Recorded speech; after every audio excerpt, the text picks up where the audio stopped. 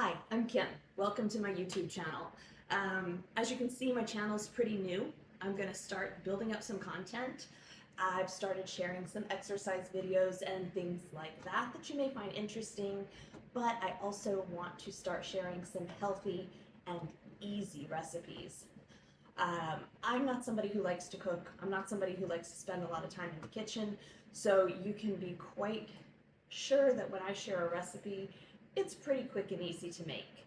Today what we're going to make is a one-pot chicken dish. Everything's going to go right here in this pot. We're going to throw it all together in the pot, into the oven, turn the oven on, and it's the meal prep. If I can keep my husband away from it, it's the meal prep for me for a week. If my husband gets in the fridge, it's the meal prep for 2 days. So anyway, without further ado, let's get started. Now, what I've done so far is I've laid all my ingredients out, kind of chaotic because I am chaos. So the first thing I'm gonna do is I'm gonna cut up the chicken. Actually gonna turn the oven on as well. Make sure the heat is in it. There we go. All right, so I'm going to cut up 500 grams of raw chicken. I hate touching chicken. I find it to be one of the most disgusting things in the world. But really quickly, turn on my trusty scale here.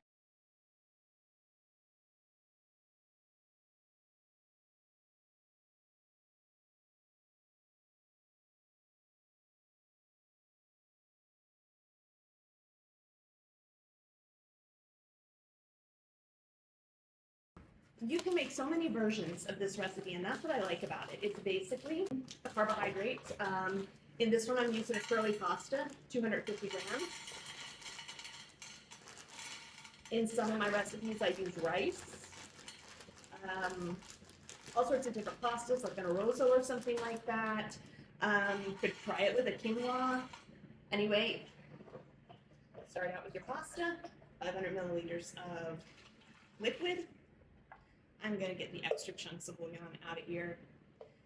I put the pasta or whatever carbohydrate you want to use, whatever grain you want to use at the bottom, and I already pre-mix it with the water or the liquid, because that's the only thing that sometimes I notice is if you don't mix it correctly, you're going to end up with dry pasta or dry rice or something at the end.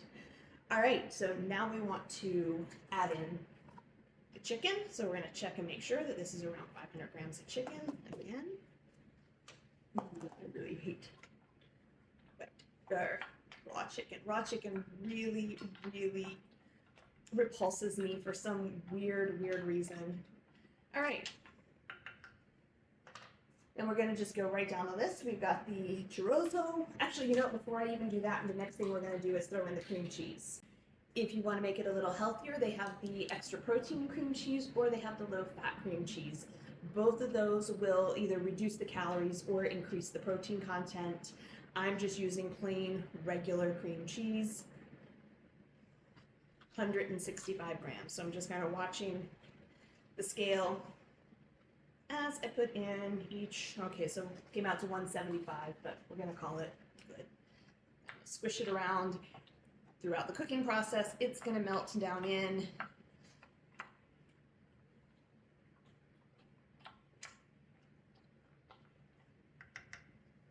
All right, next thing, I just want to double check all my ingredients. I've got the chorizo, I've got the onion, tomatoes, and sun-dried tomatoes right here.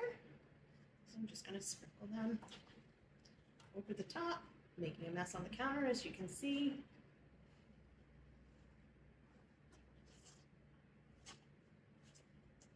And you can add more or less depending on how flavorful you want your dish to be.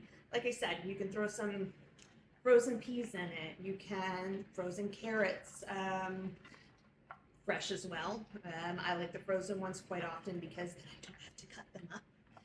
Just pour them right over the top and everything is in there. All right. And then let's see what else goes in here. It was spinach. Where is my spinach? Here it is. This bag of baby spinach is not completely the prettiest. We did just buy it yesterday, but I'm gonna just cut some up. I don't like the whole spinach leaves. So I'm going to pick out any of the ones. Everything looks pretty good. This, and I just like to cut it up a little bit so it mixes in a little better. Add in your nice healthy spinach. I threw some on the floor because I'm really chaotic. Don't ever let me cook in your kitchen. I make huge messes everywhere I go. Right?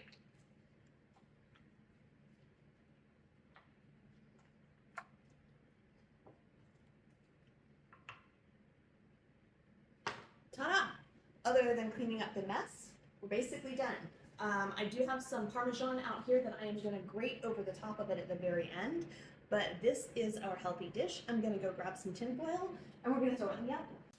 All right, the tin foil is very important if you don't want the dish to dry out while you're cooking it. Clearly, I did not need 2 pieces. And in we go. I actually forgot to write down exactly how long it cooks, but if I remember correctly, we're going to be taking it out in about 40 minutes. So that's going to give me some time to clean up the counter so that when I take it out, everything will look nice and pretty again. Okay, we've got about 10 minutes left of the baking process. At this point, I like to take it out and give it a little stir, add some Parmesan cheese on the top, which I have grated while you weren't watching. And I'm just going to tip it up because I realized the whole time I was making it, I never really showed it. So,